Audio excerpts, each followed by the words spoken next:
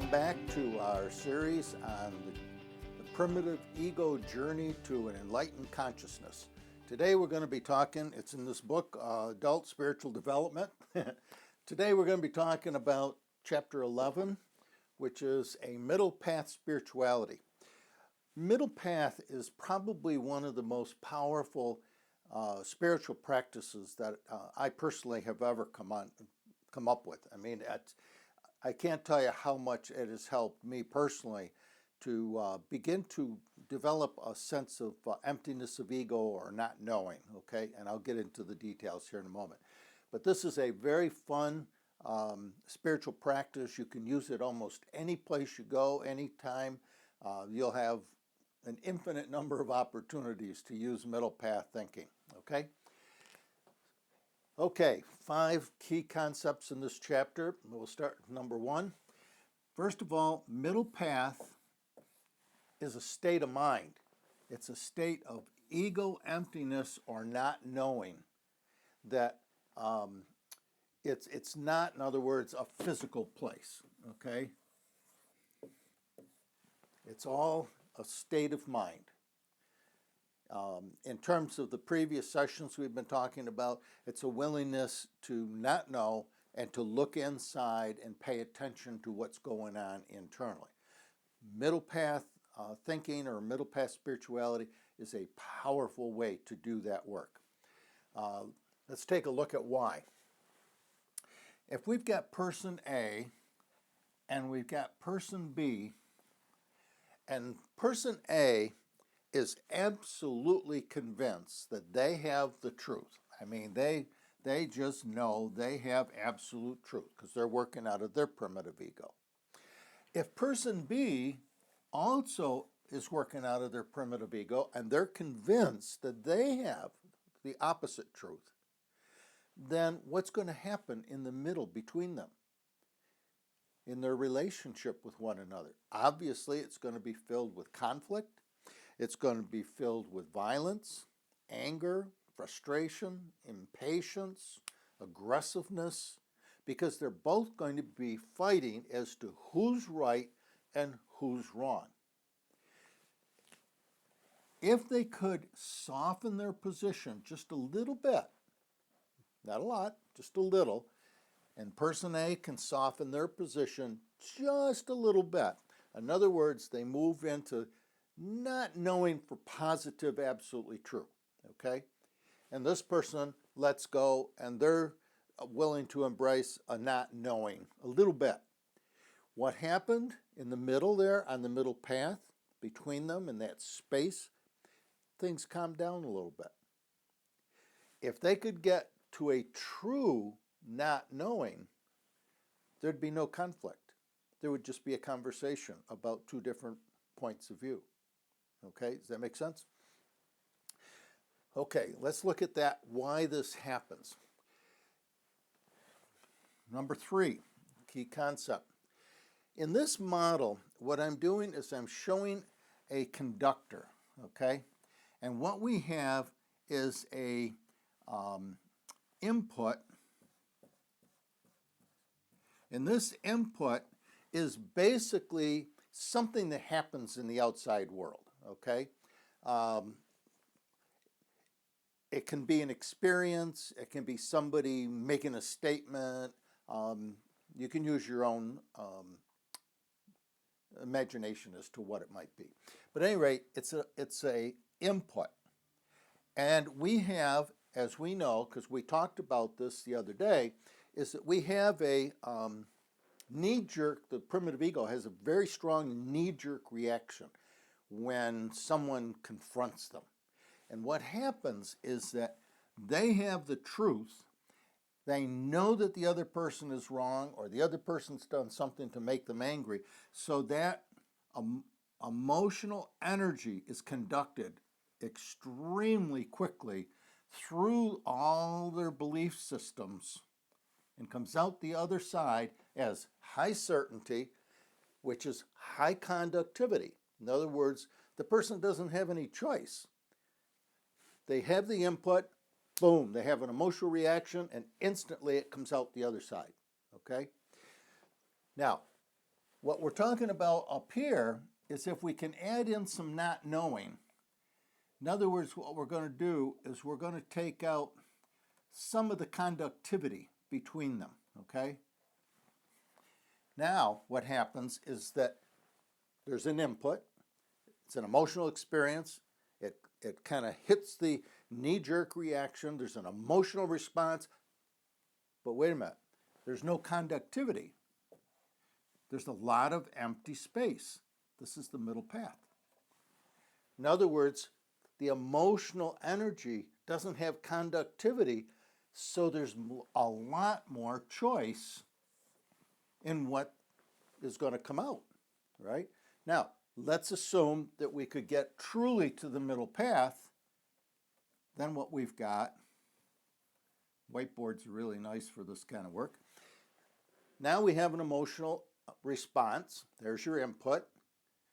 They have truth. They just got triggered, but there's no conductivity.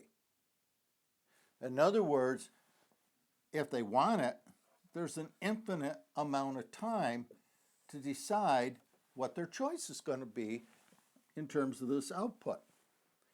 They could ignore it. They could just sit with it for a while. And if the other person is on the other side, who's created the input or the emotional experience, if that person can also do this, then both persons are on the middle path, and they can take an infinite amount of time to talk about the issue, discuss the issue, come to some other conclusion about it, okay? That's a concept of dialogue. So middle path is a state of mind that allows no immediate conductivity between input and output inside of us, okay? So in terms of increased awareness, what happens is if we can walk the middle path of not knowing, of ego emptiness, it gives us a whole bunch of time to sit with any reaction that we have under any circumstance. It doesn't make any difference what's getting triggered. You just go into, that's interesting mode. The output doesn't have any conductivity. Okay? We'll go a little further in that in a minute. Okay, middle path is a spiritual practice. It's a journey toward no self and increased self-awareness. Now, if your goal is to walk the middle path, and here's where it gets really helpful. If your goal is to walk the middle path of not knowing, okay, then, and you've taken this on as a spiritual practice, then kind of like the knee jerk, as soon as you get any kind of response and your intentionality is to be on the middle path, whether or not that energy comes out over here or not, and hopefully it won't eventually, because you'll become more and more aware that you want to be walking that middle path, it gives you then an opportunity and another way of thinking about paying attention to that output, okay? Because what it really is telling you is that you have too much conductivity right here, and if you can embrace the middle path thinking, even if you had an output, you still have an opportunity to say to yourself, too much conductivity.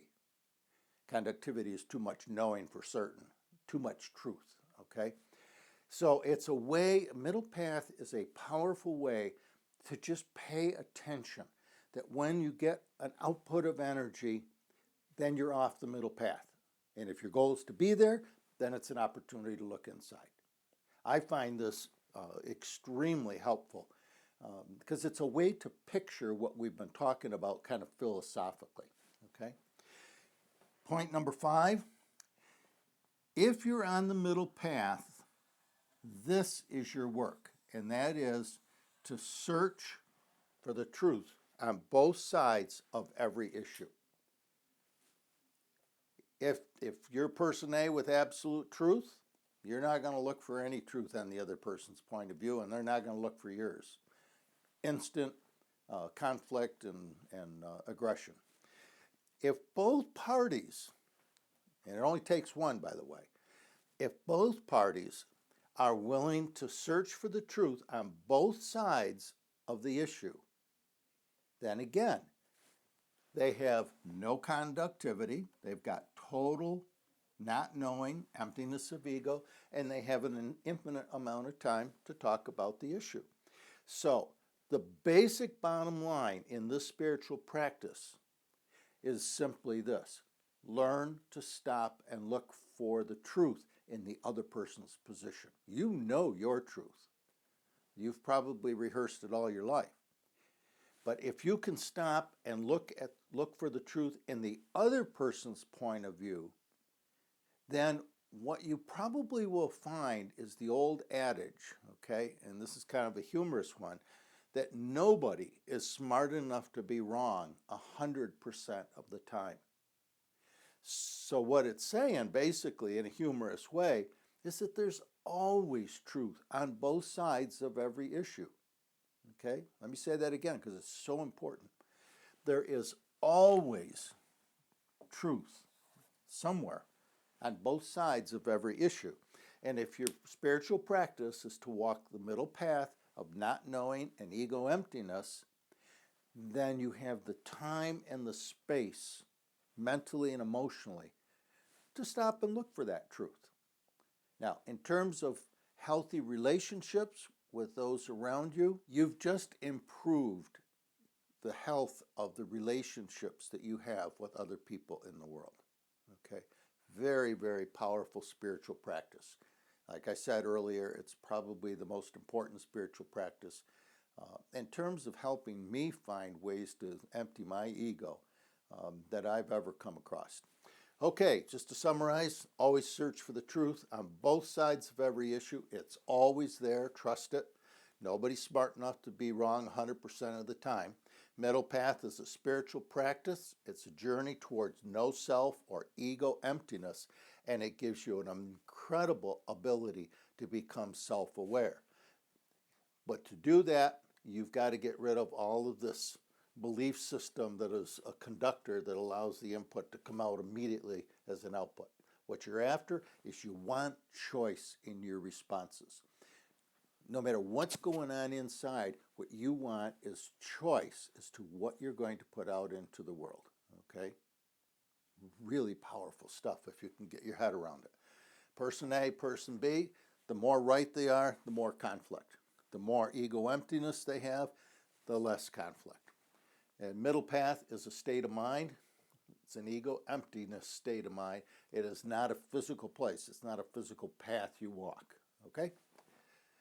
All right. Well, have some fun with this. This is a spiritual practice that, trust me, it can change your life. Okay? Have a good week. Stay awake, and we'll see you down the road in Chapter 12.